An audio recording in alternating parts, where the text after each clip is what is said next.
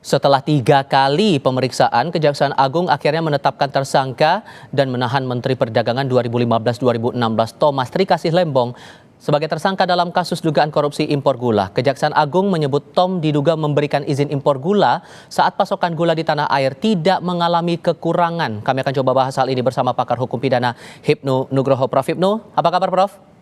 Ya, baik Mas, selamat sore. Terima kasih sudah bergabung bersama kami. Melihat konstruksi yang disampaikan oleh Kejaksaan Agung kepada publik kemarin, menurut Anda sudah tepat tidak kalau kemudian Tom ini ditetapkan sebagai tersangka?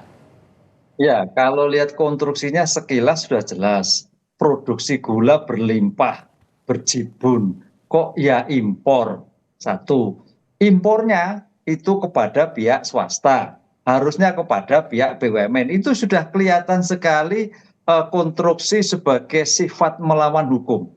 Kan di dalam pasal 2 pasal 3 itu barang siapa ya kan melawan hukum kan, memperkaya diri orang lain menggunakan jabatannya sebagai menteri. Nah, disinilah saya kira sebagai bentuk konstruksi yang sangat mudah sekali bahwa impor yang disetujui oleh kementerian untuk kepentingan kelompok dalam tanda petik, karena harus pertanyaannya kenapa bukan BUMN pihak swasta. Satu, kenapa sudah surplus kok dia melakukan suatu impor. Ini saya kira perlu dipertanyakan. Sehingga kalau toh sampai seperti ini ya kita apresiasi. Karena ini suatu tindakan-tindakan yang sangat merugikan, membuat situasi gula itu menjadi tidak jelas harganya karena melimpah, sudah melimpah tambah impor lagi kan itu Pak. Kan kasihan pedagang-pedagang kecil, sehingga tindakan ini suatu yang kita apresiasi gitu Mas. Oke, melihat nilai kerugian negara perkiraannya 400 miliar rupiah. Kemudian bagaimana cara pihak Kejaksaan Agung bisa mendalami kasus ini untuk membuka peluang-peluang terjadinya potensi tindak pidana lain begitu? Ya, disinilah dalam suatu korupsi itu tidak sendiri Mas. Tadi Kak Pusper sudah menyatakan ada pihak swasta. Ini suatu menarik. Sekarang nanti pihak siapa saja. Satu. Kedua, dari PT-PT perusahaan swasta itu siapa saja yang diberikan kesempatan impor. Saya kira harus dipanggil semua. Ini yang menarik. Jadi tidak hanya berdiri pada Pak T, kemudian Pak L yang sekarang dilakukan suatu tersangka, tapi perusahaan siapa saja yang menerima. Ini yang sebagai bentuk objektivitas dalam suatu penanganan perkara. Sehingga dalam penanganan perkara ini jelas tidak ada yang ditutupi.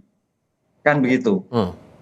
Oke, kalau melihat Anda sebuah dalam rangkaian setidaknya untuk saat ini sudah jelas bahwa ada upaya tindak pidana di sini, tapi di sisi lain ada yang melihat bahwa ini tampaknya ada upaya politisasi di balik kasus ini. Kita ingat bahwa dalam pemilu kemarin dia bagian dari tim pemenangan dari salah satu pasangan calon, dan ini jarak waktunya cukup lama, kasusnya 2015, tapi kemudian diumumkan dan ditindak ini baru di tahun 2024. Merespon itu gimana? Ya, kalau pendapat politik sah-sah aja lah. Tapi kalau saya melihatnya tidak. Sekarang pertanyaan cut off-nya, laporannya kapan? Apakah baru 2022 kemarin? Nah, kita lihat laporannya, pengaduannya. Kan tidak semua penegak hukum itu kalau tanpa laporan sulit mengetahui. Laporan-laporan yang masyarakat melaporkan kepada Kejaksaan Agung, lah Kejaksaan Agung memeriksa. Berarti kan 1 tahun sebelumnya itu sudah ada suatu penyelidikan. Itu walaupun perkaranya perkara 15. Ini yang kita apresiasi Mas Tifal. Kenapa? Kalau itu 15, sekarang 2004, potensi nanti kalau mulur-mulur bisa daluarsa.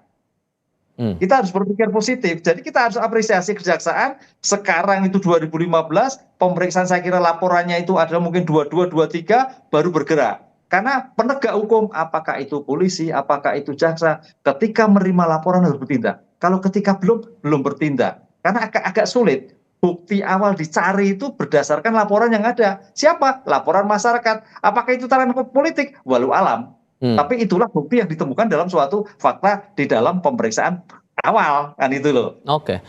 Bagaimana kemudian peluang untuk memeriksa pihak-pihak lain untuk bisa mendalami lagi kasus ini? Apakah mungkin dari di luar Kementerian Perdagangan bisa didalami lagi, atau mungkin dari menteri-menteri sebelumnya, atau gimana merespon itu? Ya, sekarang tinggal bagaimana teknik investigasi kepada Pak mantan menteri dan pihak swasta. Apakah pihak mantan swasta ini akan pasang badan? Apakah memberikan kejelasan? Satu. Kedua, kalau itu memang sudah ada pemeriksaan sekarang dokumen, saya kira dari dokumen sudah kelihatan Mas.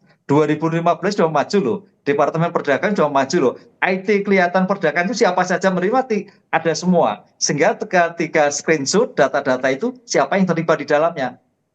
Sudah mudah sekali. Sekarang kita support pada Kejaksaan Agung untuk melakukan semua itu bisa terang benderang siapa saja yang diuntungkan dari impor gula yang tanpa izin gula itu. Oke, dijanjikan oleh Kejaksaan Agung bahwa kasus ini masih akan didalami oleh penyidik. Prof. Hipnu Nugroho, terima kasih sudah berbagi pandangan bersama kami. Sehat selalu ya, Prof.